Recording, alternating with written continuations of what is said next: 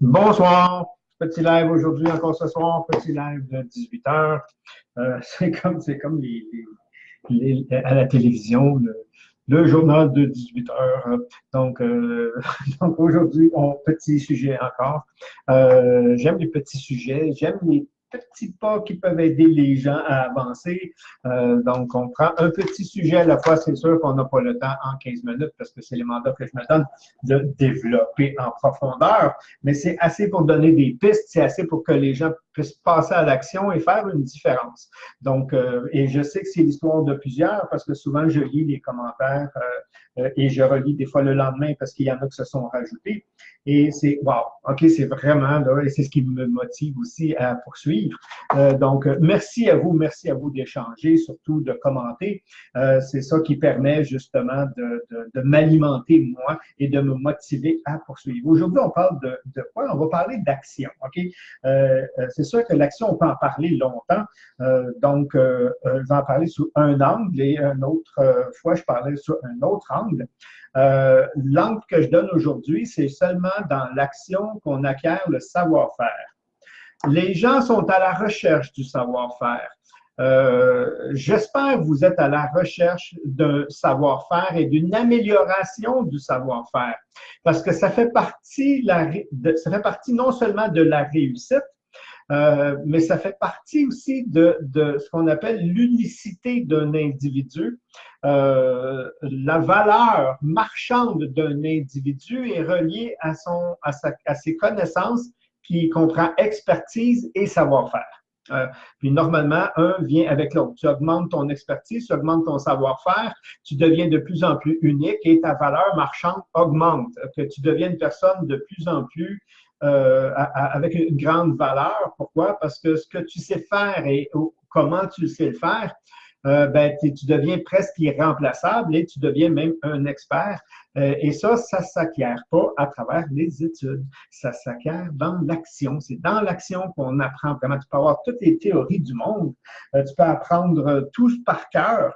Tu n'as pas le savoir-faire. OK? Et ce qui va faire la différence, c'est pas celui qui en sait le plus, c'est celui qui arrive justement par son savoir-faire à concrétiser, à matérialiser, à faire avancer, à faire produire, alors que celui qui est juste dans les études et au niveau théorique, il y a tout un savoir, pas faire, mais un savoir ici qui, quand vient le temps d'appliquer, ça ne fonctionne pas. OK? Alors que celui qui a le savoir-faire, ces petits détails-là qui fait la différence entre, ben, il le sait parce qu'il est passé par là, puis il s'est rendu compte que, oh, je vais vous donner un exemple super pratique, super le fun. La recette de maman, hein, la fameuse recette de maman, on vous donne tous les ingrédients, puis ça goûte jamais pareil. OK? C'est jamais aussi bon que. OK? Et pourquoi? Ben, parce qu'il y a un savoir-faire. Ce savoir-faire-là, souvent, elle va vous dire, écoute, j'ai pas de recette, je mets une pincée de, je mets un peu de ci, je mets un peu de ça. Puis là, tu dis, attends, là, toi, tu prends des notes, là, puis un peu de ci, puis un peu de ça, puis ça goûte pas pareil.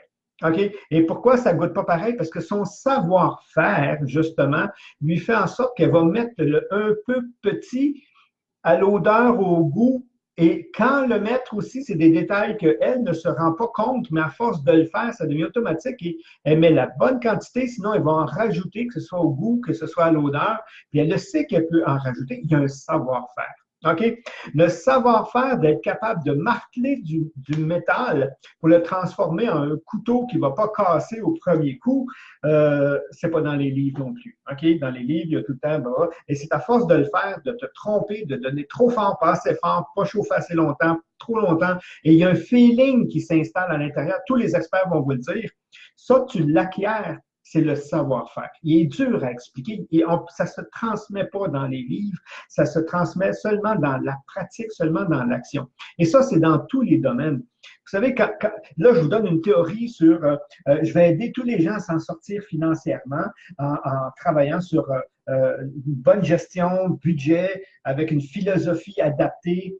Puis là, tu arrives, tu sors de tes formations, là, tu hey, je vais aider beaucoup de monde, puis ma théorie ne s'applique pas à lui, fonctionne mal sur un autre, puis là, tu gagnes de l'expertise, puis tu te rends compte que toute cette théorie-là, il y a du bon dedans, mais elle doit être adaptée à chaque personne en fonction d'une perception de détail que seulement le savoir-faire va te donner. Et là, tu vas voir le conseiller qui, lui, a un bon savoir-faire, il a développé un très bon savoir-faire, puis là, il arrive, puis là, tu lui racontes ton truc, puis il dit, je vais t'aider, puis on va y aller comme ça avec toi. Ben oui, mais l'autre, c'est pas ça qu'il m'a dit. Il m'a dit, ah oui, ça, c'est la recette qu'on applique, mais ça ne s'applique pas pour toi. Mais comment il sait que ça ne s'applique pas à toi?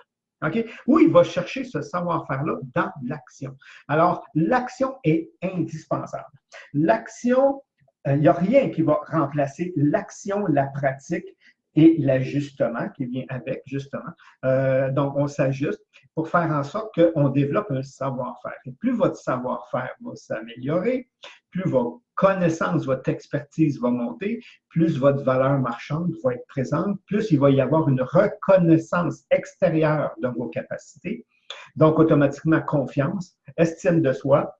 Estime de soi donne valeur. Valeur vient en sorte que vous devenez presque indispensable sur le marché externe. C'est-à-dire les gens vont rechercher votre expertise, non pas à cause des études que vous avez, mais à cause de votre capacité à bien livrer dans le domaine que vous œuvrez.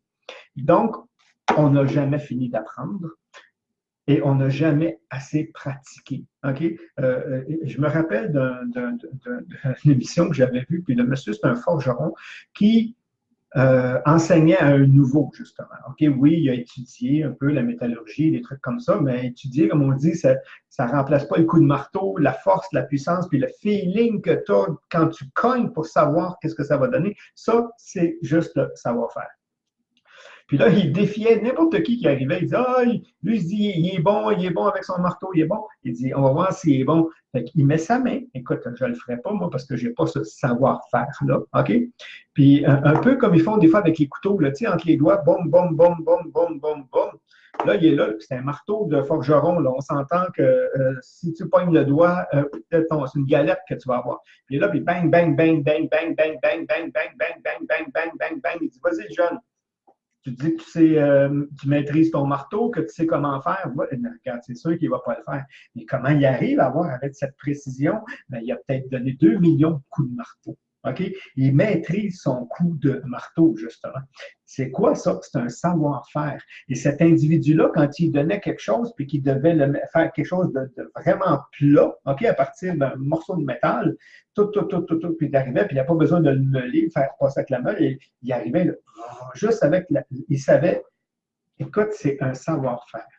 C'est ça, un savoir-faire. Et ça, c'est dans tous les domaines. Autrement dit, ce qu'on doit faire, c'est qu'on doit étudier un truc. Ça va étudier ce livre-là en passant. Il n'est pas loin. OK? Le lire, pour le lire, ça va déjà être génial, ça va vous transformer. OK? Mais sans action, ça ne vaut rien. Puis quand on étudie la réussite, puis quand je parle de réussite, ce n'est pas au point de vue technique, mais au niveau individu, qu'est-ce qui fait différemment alors qu'il y a les mêmes outils que moi, il y a les mêmes ressources que moi? OK? Donc, ce n'est pas dans le livre qui est la solution, ce n'est pas dans la formation, ce n'est pas dans le cours. OK? Oui, c'est bon d'avoir un bon professeur qui va t'aider ou super génial, mais ce n'est pas là que ça se joue. Ça se joue sur, puis c'est la façon que moi je travaille avec un livre. OK? Je prends un livre, OK? Puis le mien, il m'a fait ça, même quand parce que je l'ai relu, hein, pour moi, je suis comme ça, OK? Puis à toutes les fois que je lis un passage dans un livre, autrement dit, je ne lis pas un livre. Oui, je vais lire un livre de lecture pour me distraire, mais pas un livre de travail, OK, pour avancer, pour me transformer. Et quand je le lis, puis j'appelle ça un ha-ha, OK, je ne suis pas le seul je l'ai appris moi aussi, un ha-ha, c'est quelque chose qui résonne en moi, qui me touche, qui me dit, wow, j'arrête de lire, je le mets là, et là, j'essaie de voir comment dans ma vie, je peux intégrer ce nouveau savoir-là, cette connaissance-là, pour l'appliquer. Savoir-faire, pas savoir-faire. OK? Et c'est là que la transformation, et c'est là que l'expertise en moi, et c'est là que la finesse, des fois, dans les individus s'installe. Et aujourd'hui, j'écoute des individus OK, parfois, quand on fait du coaching, des trucs comme ça, puis les gens, t'es là, puis tu m'écoutes-tu? Oui, je prends des notes, tu vois, t'as coup de pain. J'ai trouvé ton truc, je sais où ça accroche, je sais ce que tu fais de pas correct, toi, par rapport à là où tu veux aller. Je l'ai-tu appris dans le livre? Non, je l'ai appris en le faisant. OK? Oui, j'ai eu la théorie, j'ai eu l'enseignement, j'ai eu l'information des fois, mais j'ai fait quoi avec? Je l'ai laissé dans ma boîte à poux, hein, c'est comme ça que j'appelle ça, ou je l'ai fait descendre. OK? Mais comment tu le fais descendre? C'est que tu l'intègres et tu regardes comment toi, dans ta vie, dans ton expertise, tu peux utiliser cette partie-là. OK? Et ça s'appelle le savoir-faire. Donc, le savoir-faire va vous transformer. La connaissance va faire de vous une belle personne intéressante, très cultivée, qui sait beaucoup de choses, mais qui ne sait rien faire, bien souvent. OK? Donc, je n'arrive pas à l'appliquer. Ah oui, hey, j'ai lu un truc là-dessus. C'est vrai que si tu veux poser une fenêtre, tu devrais faire comme ça, comme ça, comme ça. Viens-tu m'aider à la poser? Tu vois qu'il y a une différence entre la pratique et la théorie. Hein? Et ça, c'est dans tous les domaines. OK? Oh, j'ai lu sur la biogénétique, c'est vraiment très intéressant et on devrait à partir de, OK, peux-tu m'aider non, mais je connais quelqu'un, celui qui a écrit le livre, puis peut-être même pas celui qui a écrit le livre, c'est peut-être juste un rassemblage justement, ou un assemblage d'informations qu'il a ramassé puis qui republie quelque chose, et peut-être il ne sait pas appliquer son savoir. Et ça, il y en a beaucoup. Et ça diminue beaucoup la valeur d'un individu parce que c'est facile à reproduire. Il est très facile aujourd'hui de prendre mon livre, de prendre 2, 3 livres comme le mien, d'en faire une synthèse et d'en réécrire un avec les idées, les façons d'apporter, puis apporter sa propre couleur. Puis, si vous êtes sensible, comme moi, vous allez lire ce livre-là, vous allez dire, il est vide. Le livre n'a pas de, il n'y a pas un savoir-faire derrière. OK? Et il y a des individus, à l'inverse, qui vont écrire un livre. OK? Vous allez le lire, puis ce livre-là, tu le sais que tu vas devoir le relire et le relire. Pourquoi? Parce que la profondeur d'un individu, et la profondeur, ce n'est pas sa connaissance, c'est son savoir-faire. Ben, la connaissance fait partie du savoir-faire. Ce n'est pas un savoir, c'est un savoir-faire. Et on sent entre les lignes qu'il y a plus que. OK? Et ça s'enseigne pas, ça se pratique. Ça, c'est pratique, pratique, pratique. C'est application, application, application. Ça veut dire essai, erreur, ajustement, essai, erreur, ajustement, essai, erreur, ajustement. Et à un moment donné, le savoir-faire, tu l'as acquis. Et quand tu l'as acquis, wow! Ça, c'est comme faire du vélo.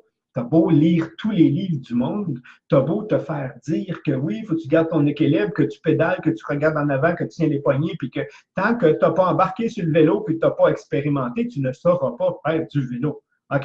Même si tu as les plus belles théories au monde, même si tu es capable de calculer la force en point d'ingénieur que chaque poussée, en fonction du nombre de dents de ta guire, la dimension et la petite en arrière et la chaîne, tu vas donner une force de temps, tu n'es pas capable d'embarquer dessus et le faire avancer. OK? Le savoir-faire ne se remplace pas. Le savoir-faire fait partie justement de la vraie connaissance. Et malheureusement, on ne pratique pas assez tout ce qu'on apprend. Vous allez lire un bon livre sur la nutrition, justement. Okay? Vous allez bâtir des belles théories sur la nutrition. Vous allez dire, hey, c'est super génial, une nouvelle façon, puis vraiment une nourriture vraiment adaptée à la physiologie humaine, ça existe. OK? Puis tu l'intègres pas, ça veut dire quoi? Ça veut dire que quand tu vas aller à l'épicerie, tu vas acheter quand même les aliments que tu achètes depuis que tu es petit. Et ça, c'est malheureux parce que c'est la réalité d'aujourd'hui. Si tu demandes aux gens, une des choses les plus importantes, OK? Il n'y en a pas qu'une, mais une des choses qui revient souvent, tellement que quand arrive la fin d'année et on souhaite la bonne année aux gens, on leur souhaite la santé. À moins que je me trompe, on souhaite la santé. Et qu'est-ce qu'on dit si tu n'as pas la santé? Le reste, hein, il ne vaut pas grand-chose. Tu as beau être riche comme tu veux, si tu es tout le temps au lit, ça va, ben, tu vas au moins te payer des bons soins. C'est le maximum. Fait qu'on souhaite la santé. Puis là, on dit, OK, si je te donnais une recette, une belle recette là, qui te permettrait justement d'éviter beaucoup de maladies. Donc, qui met beaucoup de chances de ton côté que tu vieillisses longtemps, mais que tu restes jeune longtemps, autrement dit, OK? L'appliquerais-tu? Tout le monde me dit oui, oui, oui, oui, oui, oui, oui, bullshit, bullshit, bullshit, bullshit. Tes automatismes vont prendre le dessus. Pourquoi? Parce que c'est ça ton savoir-faire. OK? Et comment ça? On va dire, bon, ben, est-ce que tu sais que d'abord boire de l'eau, puis une telle quantité selon qui tu es? Et oui, je le sais. Est-ce que tu le fais? Non. Ben là, est-ce que tu sais que faire de l'exercice, il y a un minimum d'exercice à faire par jour, puis ça te garantit justement une meilleure santé? Oui, est-ce que tu en fais? Ah, pas le temps. OK. Est-ce que tu sais que manger moins de et plus de vont te permettre justement de. Ah oui, est-ce que tu le fais? Non. Donc, à quoi ça donne la théorie s'il n'y a pas un savoir-faire? Rien. OK? Puis là, tu peux t'estiner, tu peux discuter avec des gens. Oui, mais moi, je le sais, tu le fais-tu? Non, ben moi, dans ce temps-là, je dis, tu ne le sais pas. OK? Tu ne le sais pas tant que tu ne l'as pas intégré. OK? Donc, c'était mon petit live aujourd'hui. Puis là, je voulais vous présenter un petit truc. Je dis tout le temps que je vais faire ça, mais quand je regarde mon 15 minutes qui viennent de passer, je me dis, ben, je vais le faire demain, je vais le faire demain, je vais le faire demain. Donc, je vais le faire demain, mais je vais vous donner un petit hint quand même. Donc, ceux qui sont là, bravo. Donc, je parlais justement de bonnes nouvelles. Il y en a plusieurs, mais là, je vais vous en donner une. Le 7, 8 et 9 août devrait avoir lieu. Les détails vont venir. La première formation pour les formateurs qui veulent donner la formation Réussir à partir de soi. Donc, les gens le savent que ça, c'est une formation. Ça, c'est les outils de la formation, qu'il n'y a pas besoin de suivre la formation pour aller au-delà. Mais ceux qui seraient, il va y avoir une formation qui va se donner aussi, mais il va y avoir aussi une formation de formateurs.